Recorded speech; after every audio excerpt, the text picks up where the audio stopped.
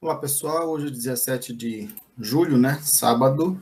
Hoje é dia de proteção à floresta, né? Nós estamos vendo aí nos últimos anos uma devastação absurda das florestas, então um momento de uma oportunidade que nós temos de refletir sobre isso, né? Sobre os efeitos globais que isto causa, né? Sobre a necessidade de você estar preservando aí o meio ambiente. Inclusive, essa semana teve aí umas enchentes, né, na Europa, na Alemanha. Se não me engano, 120 pessoas acabaram mortas por causa dessas enchentes que são causadas aí pelo desmatamento, pela forma como o homem está lidando com a natureza, tá?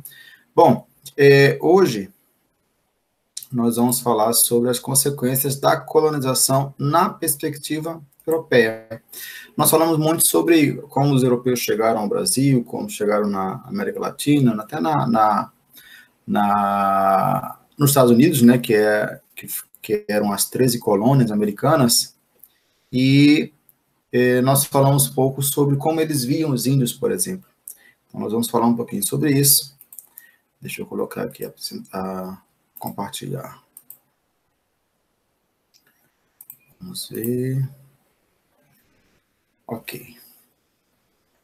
Deixa eu ver. Pronto. Consequências da colonização na perspectiva europeia. Essa imagem, ela já mostra, inclusive, aí como os europeus se viram na chegada, né? É uma pintura, tá? Não é uma foto, não tinha foto naquele momento, mas vocês estão vendo aí, aqui são os espanhóis chegando na América, tá? Vocês estão vendo aí que tem um homem todo vestido, né? Até muita roupa para o clima tropical que é. Estão vendo que ele está com uma cruz aqui, ó, simbolizando também a chegada da igreja. A igreja, já falei isso em outras aulas, vai ter um papel fundamental na colonização americana, tá certo? Aqui os índios, você vê que eles estão com poucas roupas, até porque usavam poucas roupas, ou quase nenhuma, dependendo da tribo. Mais atrás, aqui do lado esquerdo, vocês estão vendo as caravelas, que foi aí o meio de transporte utilizado pelos europeus para chegar até o continente. Bom, alguns detalhes mais ao longe, vocês estão vendo pessoas aqui que estão meio curiosas, né? São pessoas diferentes, com roupas diferentes. Nós falamos sobre isso, por exemplo, quando falei sobre os astecas, né? Os povos astecas. Os espanhóis eram tão diferentes que os astecas chegaram a acreditar que eram deuses, tá? Isso aí foi até um dos pontos que levaram à dominação aí do povo asteca de uma forma não tão difícil, tá? Bom, chegaram os portugueses. Quando os portugueses chegam às terras que viriam a ser descobertas, aliás, que viriam a ser chamadas de Brasil, né? Eles encontraram aí alguns povos. Esses povos tinham cultura, tinham costumes, tinham uma organização social, tinham línguas totalmente diferentes das que eram conhecidas na Europa. Já falei em outras aulas, tá? Por exemplo, que nós tivemos aqui nós tínhamos no Brasil cerca de 1.000 povos e cerca de 1.300 línguas, tá? Inclusive é o ponto de baixo, olha só. Em 1500, entre 3 milhões e 5 milhões de nativos habitavam o território brasileiro, distribuídos em mais de 1.000 povos que falavam aí aproximadamente 1.300 línguas. Nenhuma dessas línguas era conhecida pelos europeus, tá certo? Os europeus vão conhecer quais continentes naquele momento, pessoal? Também uma aula que eu já dei, né? Novo Mundo, Velho Mundo, Novíssimo Mundo. Eles vão conhecer, até a chegada nas Américas, eles vão conhecer apenas o Velho Mundo, ou seja, Europa, o norte da África, não é nem a África inteira, só o norte da África, e a Ásia. E mesmo assim, nem a Ásia toda, é mais a parte ali do Oriente Médio, Paquistão, Índia, tá? Não vai ser a Ásia inteira, tá certo? Quando os portugueses e os espanhóis chegam na América, essa América vai ser chamada de Novo Mundo. Nós já vimos isso também. Bom, os nativos eles foram dizimados pelos europeus de maneira fácil? Não, não foi um processo fácil, apesar da superioridade bélica dos europeus, tá? O que é superioridade bélica? Eles tinham armamentos muito mais eficientes que os indígenas. Enquanto os indígenas estavam com arco e flecha, os portugueses e os espanhóis já vinham com cavalos, né, que são animais de grande porte, já vinham com instrumentos de guerra, né, de batalha feitos de ferro, já vinham com a arma de fogo, né, a pólvora. Então, os portugueses e os espanhóis tinham um armamento muito mais letal do que os índios. Mesmo assim, não foi uma dominação fácil, não foi um processo tranquilo, tá certo? Existiam aí várias formas de resistência dos índios. Inclusive, uma das perguntas do exercício de vocês, eu coloquei aí, fuga dos ordenamentos missionários, né, das missões, de outros tipos de cativeiro, defesa das aldeias contra os bandeirantes, né? Lembra dos bandeirantes, né? Saíam geralmente de São Paulo e iam interior adentro, atrás de índios, atrás de pedras preciosas, atrás de negros, tá? Geralmente saíam de São Paulo. Ataques a vilas e fazendas, tá certo? Para destruir mesmo os engenhos e tal, era uma forma de resistência também. Colaboração com outros povos europeus, tá certo?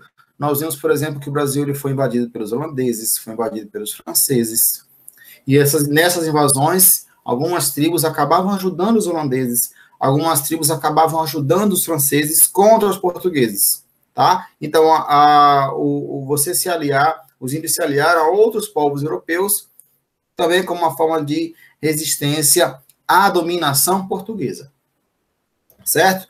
Por fim, um suicídio que era usado aí quando eles não tinham uma alternativa, né? Viam presos, sem possibilidade de fugir, alguns fugiam, acabavam sendo recapturados, então o suicídio acabou que ficou aí para alguns deles sendo uma opção, certo? A resistência, ela vai intensificar a partir do momento em que o conquistador entra território adentro do país, tá certo? Por que ele vai entrar, pessoal? Ele vai buscar metais preciosos. Ele vai buscar expandir as suas fazendas, tá certo? Essa expansão, essa penetração interior adentro, ela vai ser feita de forma tranquila? Claro que não. É o uso da violência a todo custo, tá certo? Olha, a religião também vai ser uma arma de dominação, como é até hoje, né? Algumas religiões aí que existem mais para tirar o dinheiro do povo do que para efetivamente evangelizar alguém. Os portugueses eles eram incapazes de entender os índios e o seu contexto social e acabaram considerando-os como selvagens. Para isso, eles vão usar os padrões europeus da época, tá? Lembra da primeira foto lá na capa? Os europeus muito vestidos e os índios com poucas roupas. Isso, para eles, já era um motivo para dizer que os índios eram atrasados, que os índios eram inferiores, né? Nós somos bem vestidos e vocês andam nus, né? Ou seja, vocês estão no pecado. Então, nós estamos aqui para evangelizá-los, mas que isso, para civilizá-los, tá certo?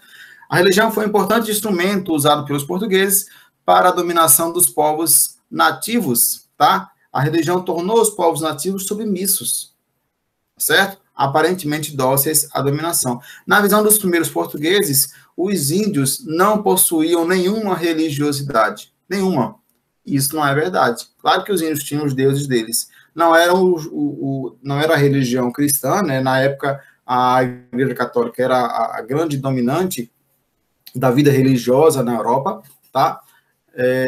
Apesar de já estar começando a sofrer os efeitos da Reforma Protestante também, mas eles vão ignorar que há uma religiosidade indígena, tá certo? A religiosidade e as crenças míticas faziam parte da vida indígena, e uma das principais tarefas dos portugueses seria aí a de trazer esses índios para a fé cristã, que os costumes de poligamia, né, ou seja, casar com mais de um esposo ou esposa, antropofagia, né, que é comer a carne humana, né, do inimigo, nós falamos sobre isso também já, o andar sem roupas, né, ou seja, você criar o sentimento de vergonha, né, as bebidas, enfim, eles queriam acabar com toda essa cultura indígena e fazer com que eles, a partir de agora, adotassem os hábitos europeus, como se esses hábitos fossem os únicos certos, os únicos corretos, e todo mundo deveria seguir, tá certo? Então, houve aí um processo de tentativa de imposição da cultura indígena, tá certo? Olha, o Novo Mundo ou um encontro com a Terra Prometida. A religiosidade dos europeus também vai, assim, deixar eles um pouco em dúvida com relação a alguns temas. Que temas, professor? Por exemplo, a América, os europeus, eles ficaram em conflito entre a descoberta de um novo mundo, e essa descoberta de um novo mundo, ela iria comprovar de uma vez por todas, sem deixar dúvidas, que a Terra era realmente redonda. Ou seja, Galileu Galilei estava certo.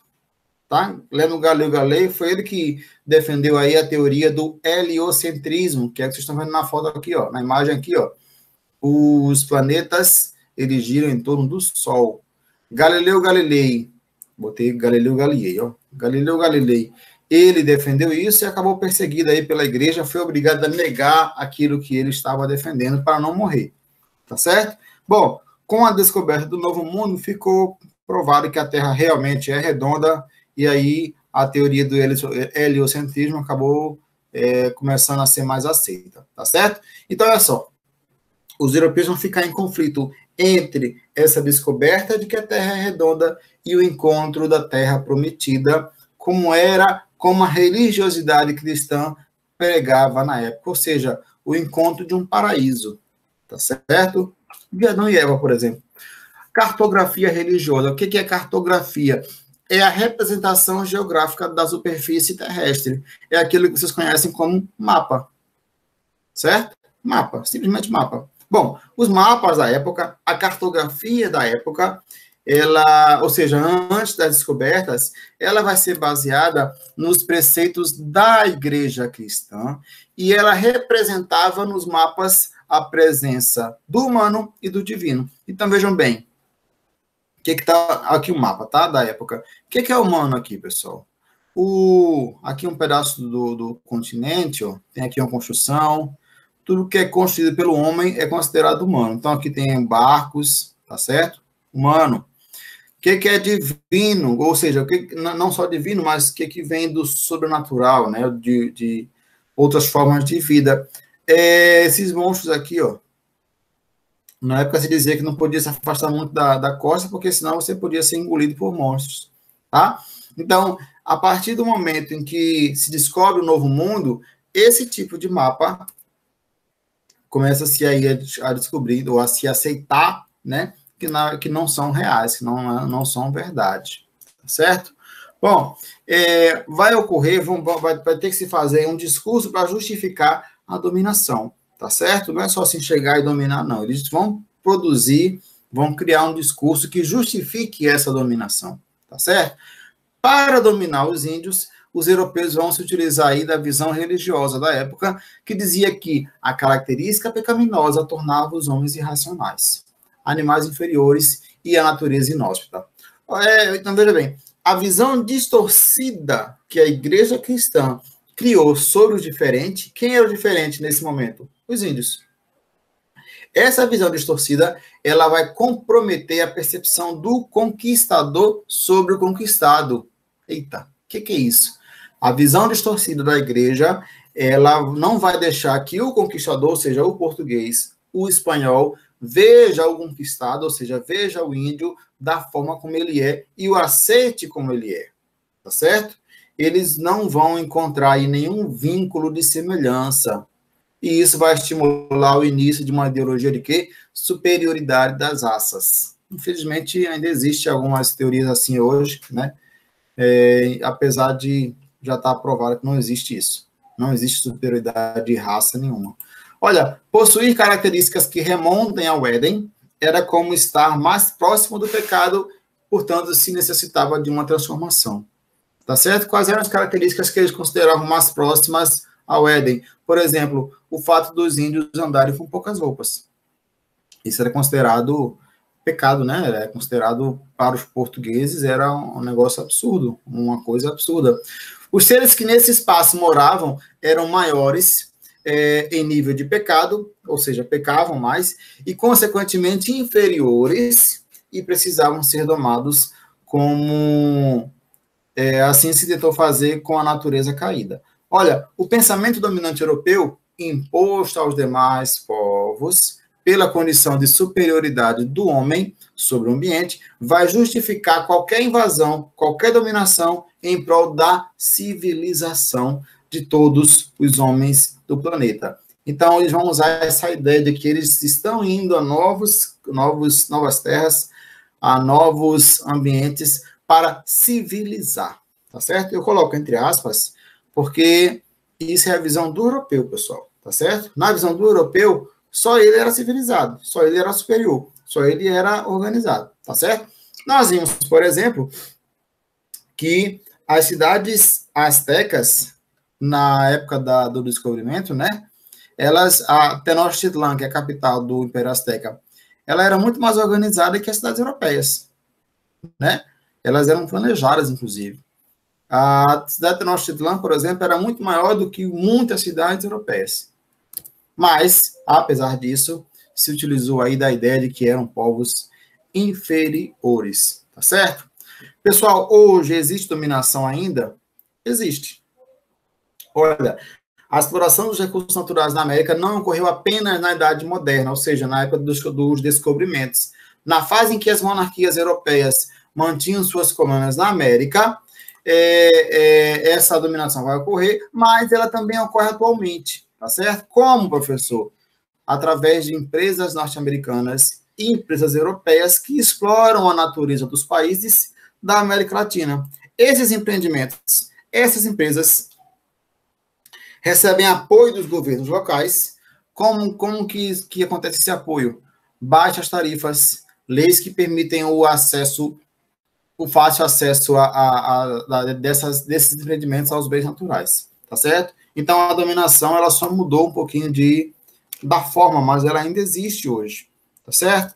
Pessoal, esse é o tema, o assunto de hoje. Vocês têm um exercício aqui rapidinho, de 5 questões, tá certo? Que deve ser enviado hoje, tá certo? Eu vou aceitar até às 17 horas.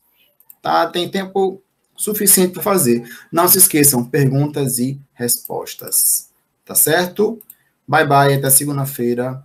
E meu nome é Tchau. Para aqui a gravação.